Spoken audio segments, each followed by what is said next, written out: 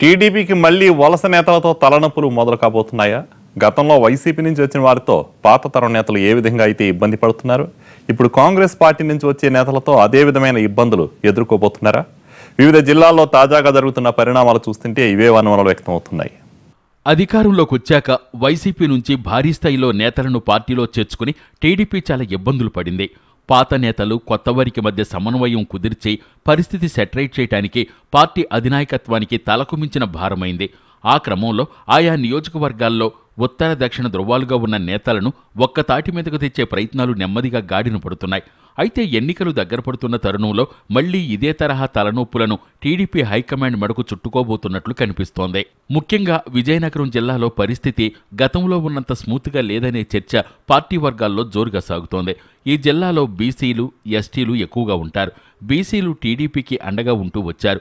అయితే ఇప్పుడు ఆ పరిస్థితి లేదనే భావన స్థానికంగా ఉన్న నేతల్లో వ్యక్తమవుతోంది.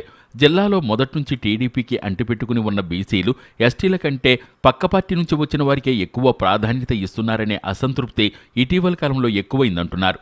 జిల్లాలో ప్రస్తుతం ఉన్న పరిస్థితి చూస్తుంటే టీడీపీలోని బీసీలు, ఎస్టీలు రాజులకు సాగిపడాల్సిందేనా అనే అసంతృప్తి స్థానిక నేతల్లో బలంగా కనిపిస్తోందని అంటున్నారు. విజయనగరం సంస్థానానికి సంబంధించిన అశోక్ గజపతిరాజు చాలా కీలకంగా పార్టీలో ఉంటున్నారు. తర్వాత బొబ్బిలి సామ్రాజ్యానికి చెందిన బొబ్బిలి రాజులు సుజయ్ కృష్ణ రంగారావు పార్టీలో చేరారు.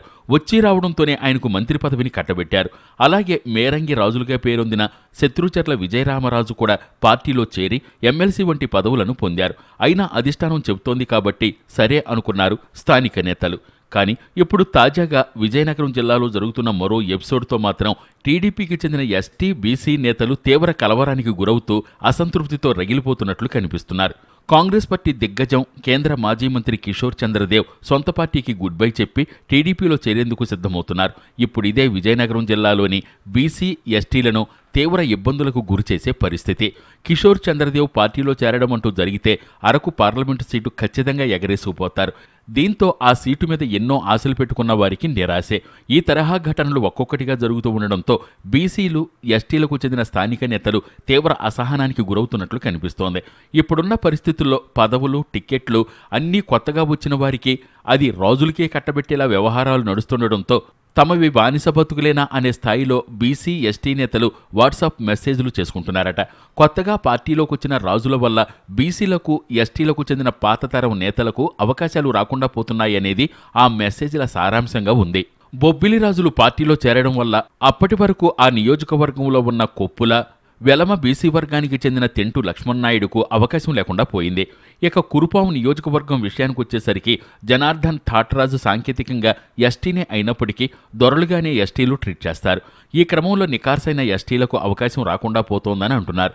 అలాగే ప్రస్తుతం ఎస్టీ కోటాలో ఎమ్మెల్సీ స్థానాన్ని దక్కించుకున్న శత్రుచర్ల విజయరామరాజు విషయంలోనూ ఇదే తరహా భావన ఉందని అంటున్నారు. ఇక సాలూరు నియోజకవర్గానికి చెందిన ఆర్పి బాంజ్ దేవ్ వల్ల నికార్సైన ఎస్టీలకు టిక్కెట్లు దక్కడం లేదనే చర్చ ఎస్టీ నేతల్లో నలుగుతోంది.